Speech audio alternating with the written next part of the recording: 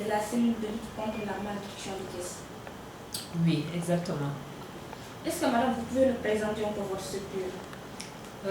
Merci beaucoup. La cellule de lutte contre la malnutrition a été créée par décret en 2001 et pour coordonner les différents projets et programmes de nutrition au Sénégal.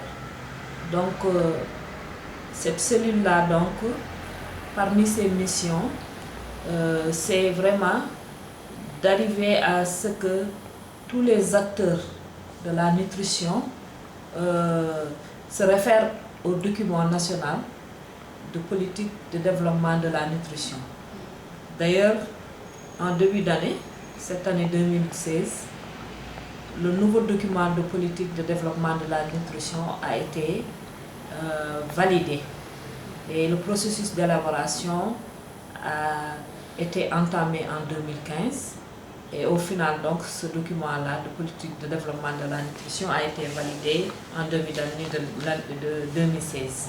Donc, parmi les rôles et responsabilités de la CLM, c'est de financer également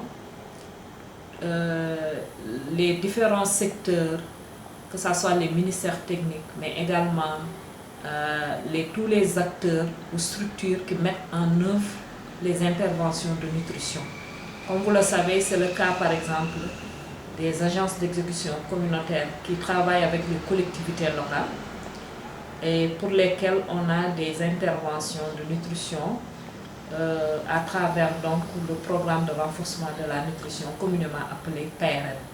On a également les ministères techniques tels que l'agriculture, l'élevage, la santé, le commerce, l'industrie, qui sont autant de secteurs qui sont ciblés à travers le plan sectoriel et la CLM donc finance à travers donc les plans sectoriels de ces différents ministères des interventions également en faveur de la nutrition. Je donne juste un exemple. Le service régional de commerce par exemple est chargé du contrôle qualité du sel dans les zones de production mais également à travers tout le pays. Au niveau des axes routiers en collaboration avec les forces de l'ordre, il s'agit de contrôler le sel qui est transporté jusqu'au niveau des ménages et qui transite au niveau des loumas, des boutiques, des marchés. On a le secteur de la santé qui est notre premier d'ailleurs partenaire dans le cadre de la mise en œuvre par exemple du programme de renforcement de la nutrition. Et le ministère de la Santé est financé dans le cadre de son plan sectoriel par la CLM pour garantir les normes et protocoles, mais également à travers donc, les journées de survie de l'enfant, où les enfants globalement de 0 à 59 mois sont dépistés, 6-59 mois sont dépistés, sont supplémentés en vitamine A et déparasités. Le ministère de la Santé également, comme je vous l'ai dit, est en garant des normes et protocoles et ils sont chargés à tous les niveaux, depuis le niveau donc, régional jusqu'au niveau poste de santé, de superviser les interventions de nutrition communautaire. Si je prends un autre ministère, le ministère de l'Industrie, c'est à travers donc, le programme de renforcement de la fortification communément appelé PRF, que la CLM appuie le ministère de l'Industrie également, qui se charge du suivi, de la supervision, de la fortification de la farine de blé en fer acide folique et de l'huile en vitamine A. Donc on a donc ce rôle-là de coordonner les interventions au niveau du pays, mais également de financer les différents projets et programmes qui interviennent dans le cadre des différentes au niveau du pays pour améliorer la situation nutritionnelle des populations. On entend souvent parler de schéma alimentaire ou une pyramide alimentaire. Quelle est la différence entre ces deux? Bon, en fait, pourquoi on parle de schéma, c'est parce que c'est depuis avant la naissance, hein, quand la femme est enceinte, qu'elle doit avoir une alimentation adéquate. Donc l'enfant qui est dans le ventre de sa mère, donc pourra bénéficier justement de cette bonne alimentation de sa maman. Et au fur et à mesure que l'enfant grandit, on a une alimentation qui doit être appropriée et donnée à l'enfant. Par exemple, la femme enceinte, on lui dit qu'elle doit manger suffisamment, de manière diversifiée, mais tout ce qui est aliments également nutritifs. Et c'est le cas par exemple des aliments qui contiennent des protéines, hein, des œufs, du poisson, du lait. Souvent on a des tabous alimentaires au Sénégal. Et dans certaines sociétés, quand vous y allez, ils vous diront par exemple que la femme enceinte ne doit pas manger par exemple de la viande ou bien des fruits comme la banane. Alors que la femme a besoin de ces aliments-là pour elle-même, mais également pour l'enfant qu'elle porte. Et à la naissance, on dit que l'enfant doit bénéficier du colostrum, c'est le premier lait. Et également, il y a des tabous et des croyances socioculturelles dans certaines zones du pays qui font que ce lait-là est jeté, alors que c'est le premier vaccin de l'enfant. C'est ce qu'on appelle la mise au sein précoce. Et au bout, donc, depuis la naissance, durant la première heure, jusqu'à 6 mois, l'enfant doit donc être allaité exclusivement au sein, ce qu'on appelle l'allaitement maternel exclusif. Et pourquoi il y a cette pyramide ou schéma? C'est parce que à partir de 6 mois, on doit introduire l'alimentation complémentaire. Et dès 6 mois, donc, le lait maternel ne suffit plus. L'enfant doit prendre maintenant de l'eau, on introduit l'eau, mais également d'autres aliments tels que la bouillie. Soit elle est légère entre 6 et 7 mois, mais elle doit être enrichie, cette bouillie, avec du lait, avec du pain de singe, avec du beurre. Donc autant d'éléments qu'on peut améliorer, qu'on peut compléter par rapport à cette bouillie-là. Et à partir de 9 jusqu'à 12 mois, on doit renforcer l'alimentation de l'enfant.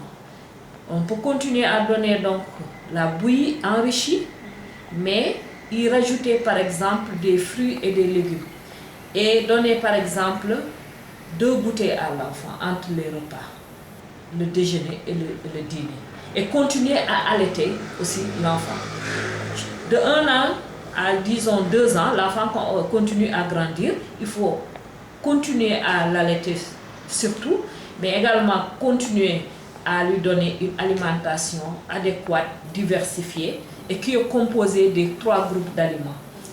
Les aliments constructeurs, qui sont souvent composés donc de tout ce qui est aliments, disons, où il y a des protéines, c'est le poisson, c'est la viande, c'est le lait, c'est le niébé, mais également les différentes feuilles vertes.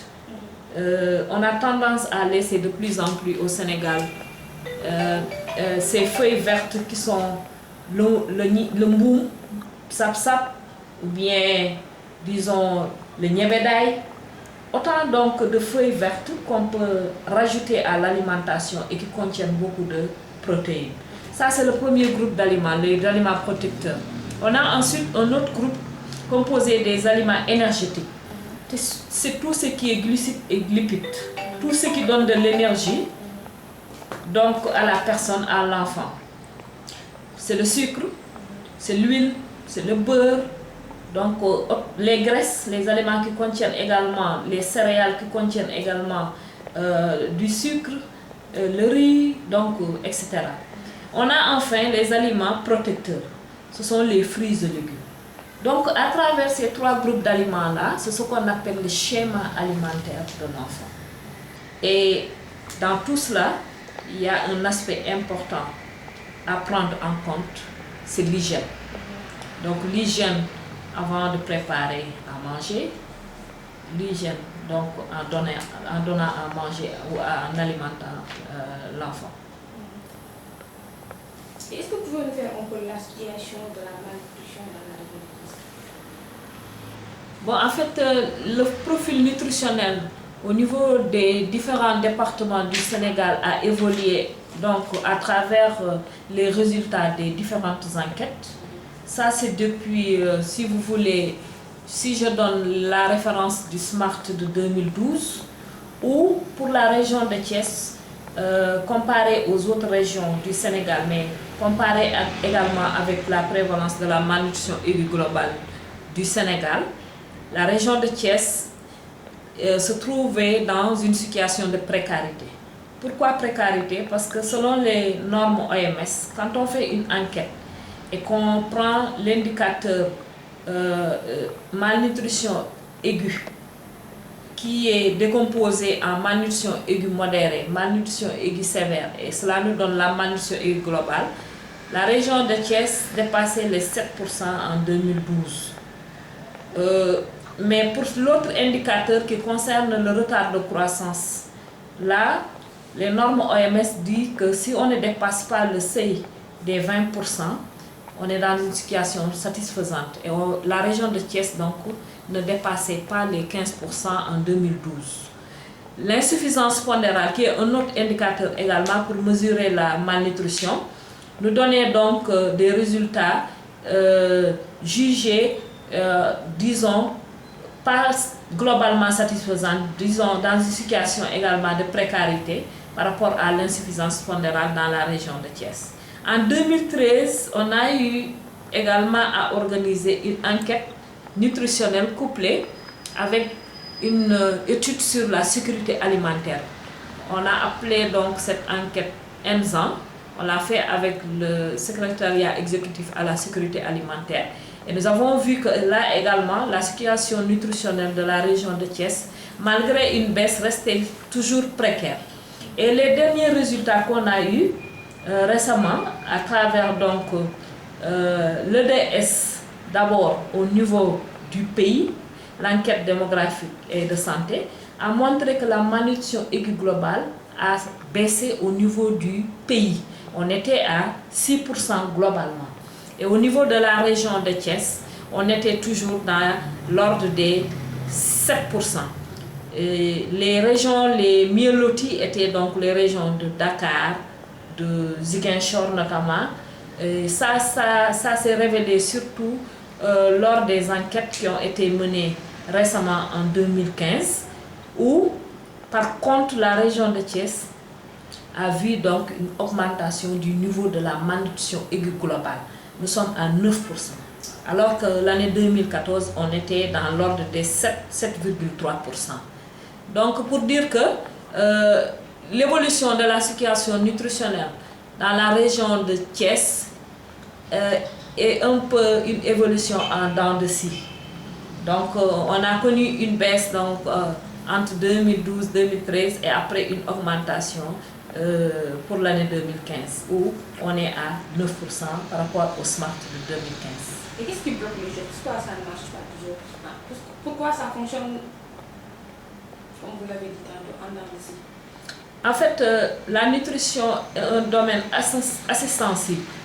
Et même s'il y a des interventions spécifiques nutrition, par exemple, les activités de pesée mensuelle des enfants 0-23 mois, le dépistage de la malnutrition aiguë tous les 3 mois ou tous les 6 mois, et suivi de prise en charge des enfants malnutris aigus modérés et de référence et suivi des malnutris aigus sévères, il reste qu'il y a d'autres déterminants à prendre en compte pour vraiment fondamentalement réduire de manière drastique la malnutrition au niveau de nos zones. Quels sont ces autres déterminants? Les autres déterminants, c'est la sécurité alimentaire des ménages.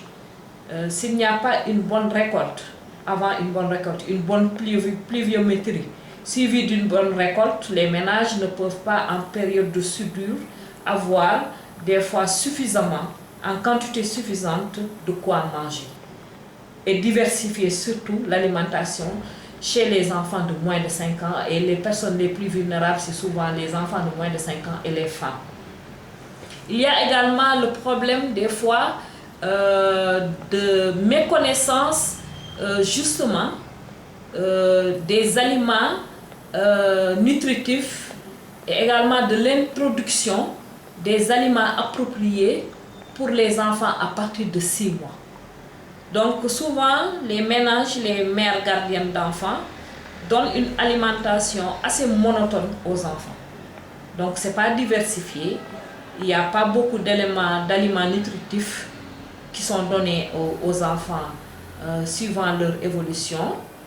Et souvent donc ces enfants, la plupart du temps, quand ils sont sevrés de manière brusque, tombent dans la malnutrition. Il y a les maladies également. En période hivernale, il y a souvent donc les maladies diarrhéiques et une recrudescence également des infections respiratoires aiguës.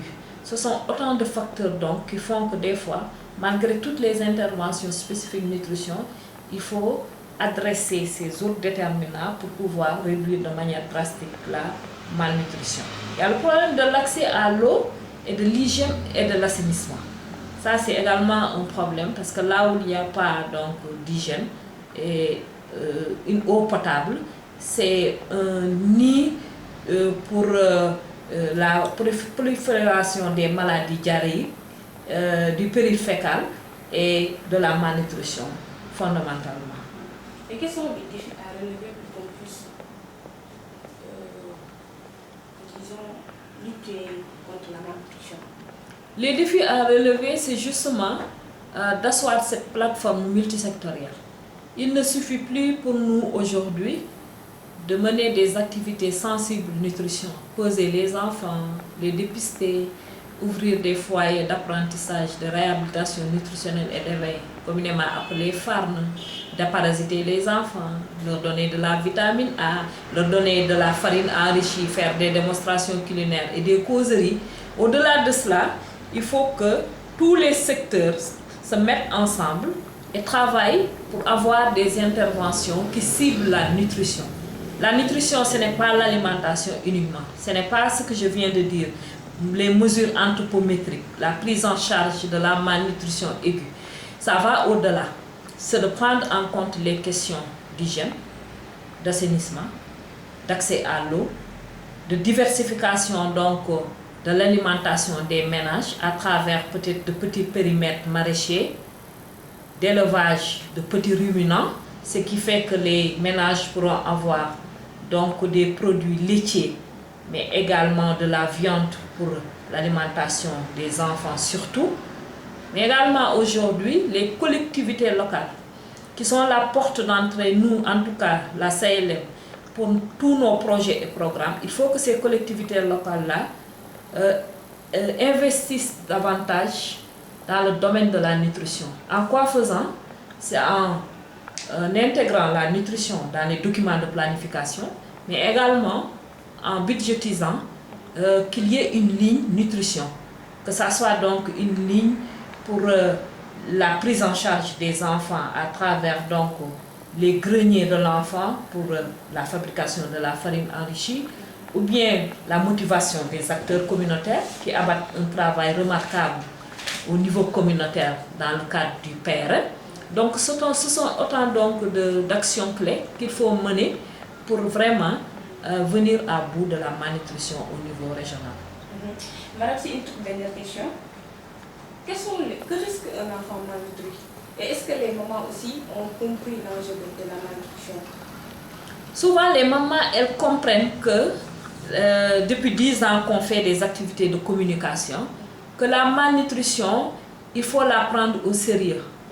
Avant, tout au début, quand on démarrait en 2003, les mamans pouvaient croire que c'est juste donc une maladie quelconque et au bout de quelques jours, donc l'enfant pourrait aller mieux. Mais de plus en plus, quand on leur montre que les causes immédiates, certes, c'est souvent des problèmes de maladie chez l'enfant, la diarrhée, le paludisme, les infections respiratoires aiguës, mais également l'alimentation inadéquate ou qui n'est pas diversifiée. Il y a d'autres causes sous-jacentes qui font que, fondamentalement, elles comprennent que la malnutrition, si elle survient chez l'enfant et si on ne la prend pas en charge très tôt, elle peut être grave et aboutir à la mort carrément de l'enfant. Et c'est malheureux. Heureusement qu'au niveau de la région de Thiès, on n'a pas beaucoup de malnutrition aiguë sévère.